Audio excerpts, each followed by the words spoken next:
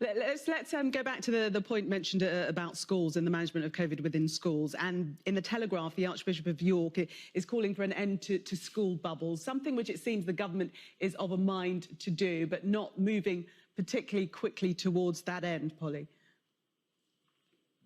Yeah, so just like, the workplace Chris is talking about, entire classes or sometimes entire year groups can be taken out by a single positive test. And that's then disruptive to the school, but crucially, those kids who are potentially losing days or weeks of education. There's rumours going around that kids are finding ways to fake positive tests so that they can all play hooky.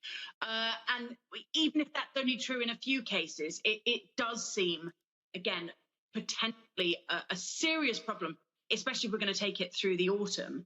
There is a debate about whether we should be vaccinating children. The idea that we shouldn't somehow put children at risk of vaccinations in order to protect other people when they're not at risk from the disease. But actually, it's a fundamental part of the flu vaccination as well. We give lots of kids flu vaccines in order to break and protect elderly in the community.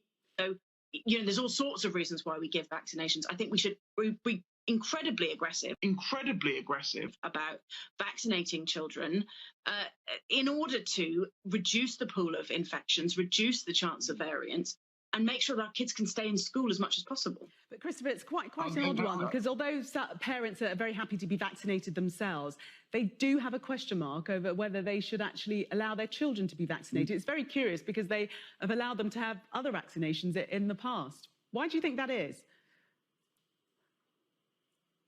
I think this throws up all sorts of issues here, because parents who may not want to be vaccinated, do they have the right to stop their child being vaccinated? Will the state step in? I think we haven't even got there. I think this throws up all sorts of issues here, because parents who may not want to be vaccinated, do they have the right to stop their child being vaccinated? Will the state step in? I think we haven't even got there.